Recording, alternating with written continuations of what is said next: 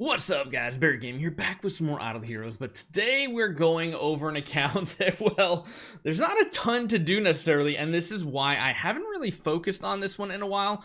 You guys remember it is the Betty series. The Betty series is continuing on, but because of the way that we're playing it, there's just not much to make content on so far. Let me just actually look when last time we posted a Betty series was episode 10, and that was November 25th. So that was 2 weeks ago that we highlighted a video on the Betty series.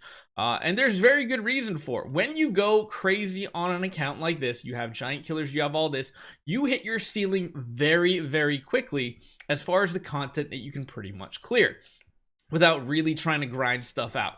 We've previously shown you that, well, yeah, Sealand is pretty much capped at this difficulty right now. We could show you an attempt or so, but honestly, usually this does not go that well.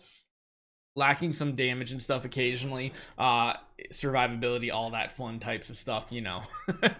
It's just, you can kind of tweak your heroes so much, but unless you're actually going in on events, which we aren't really on this account, it's gonna take some time. We're, of course, accumulating a ton of resources for future things that are gonna be happening.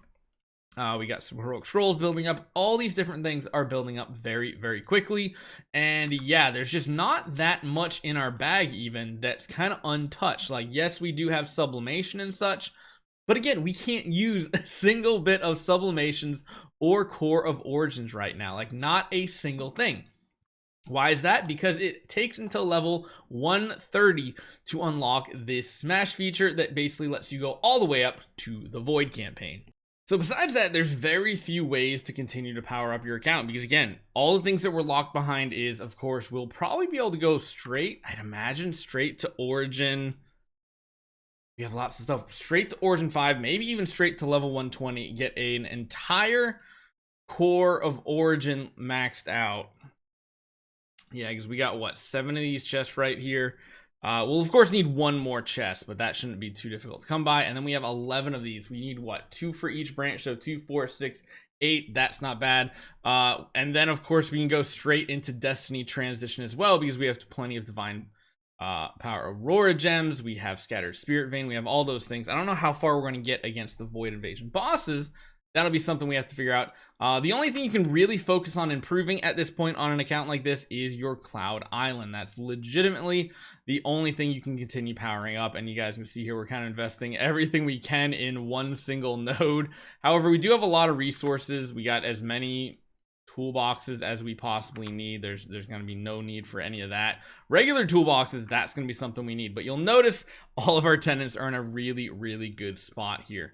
The only one that's really not progressed is the Elena. And again, I'll show you guys what we got. We could probably even put the more points into Elena and such, but food is actually kind of an issue right now, which is weird to say because typically whale accounts don't have that experience. But when you already have pretty much an entire team that is already set up and good to go, you do run into that issue here. Now, I think what the plan here is to go for, man, I guess go for Natalia eventually as well. We do have Bloodtide Queen Arania, and we do of course have a powerful version of her too. She's not exactly a damage dealer, so I don't know if we need to have Giant Killer on her. And the other problem is we just haven't progressed far enough in Abyss Sealand to continue pushing, but I don't think there's really a point even worrying about that with the hero that we have right now. Like I said, we do have a ton of Stellar Shards, literally have enough to V4 2 of our support heroes, but again, we're kind of holding a lot of that power so that we can completely power this Therapist of Blood Betty when we get the chance. Now, as far as content that we can do currently, one thing we're doing every single week is pushing in Tower of Dream. That's not really that interesting on an account like this. We are pushing in Aspen Dungeon, which again, getting past Purgatory 50 is not really something we can do right now. I showed you previously, we're pretty much stuck on this difficulty here. The only other thing that can make more progress, I would say, is Void Vortex. Now, we've gotten up to basically Vanquisher 1. We haven't unlocked Dominator just yet. We've got really, really close. We'll try maybe on this next push and try to highlight it. Looks like somebody got there. Oblivion did manage to get there, and that was what, a week ago? Yeah, it was a week ago. Oblivion managed to get that, so we get some more gems. Not like it really matters on our account. Oblivion is going absolutely crazy whale. If you thought we were whale status, oh my god. If you guys can see that account, it is crazy. And yeah, literally besides that, we're just trying to progress in the Void Corruption as often as possible. We're at 29. We'll be at 30 here after this push right here. And again, as far as progression goes here, like we got another upgrade to do right here, so we're finishing out the engine, and then we'll put him on another adventure on this, and then like there's just not much to do. So I wanted to make sure you guys understood we are actually doing stuff. However, there's really nothing to highlight because people are like, oh, Barry quit another series. I'm like, I swear I didn't. The reason why we quit the Sun Devour EO series is because all the resources are pumped into this account, because this is the same person owns both those accounts that lets us do these series. And so there's not much point doing the Sun Devour EO series. One thing we can show off maybe is some PvP. I love how Crystal Crown League is actually a thing here. I'm so happy about it. We can show you guys some PvP action here. And again, this is a very interesting account. It has Hyperspace Hunter Ilamok and Gaggy of all things. So let's try to get a battle against Oblivion just to show what it looks like. I'm going to change a couple of y'all out here. I do like the carries being in here though. Of course, we don't have any Tree of Origin or stuff like that, so let's see how this battle actually turns out.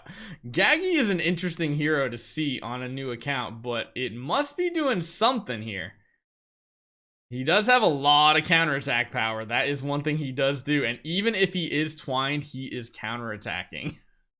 He's super tanky in combination with the Hyperspace Hunter Ilamok, so if anything, that's a really cool thing to see. It is not a strategy an average player should go for, though. Just fair warning on that. Arania is still kicking pretty strong. We do have a Tix Ghost on our Betty, which is not good for us. Luckily, though, we finally took out the Hyperspace Hunter Ilamok. I think we can slowly whittle them down now. I mean, you can see how much counter attack. I mean, probably doing like some of the most damage in the battle. Yeah.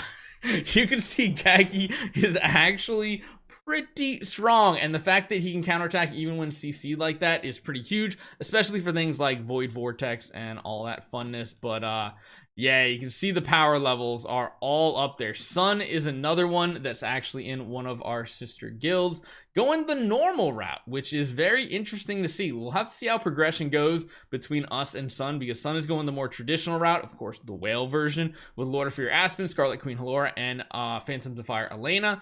And it'll be really interesting to see how this does. Everybody seems to be going for Lord of Fear Aspen if they are going for a powerful account. Let's see what MK is going for. I haven't checked it out. Okay, so MK is still going the traditional route with Eloise, and looks like probably, maybe, I don't know. Has he gone for a Transcendence hero yet or not? I don't know.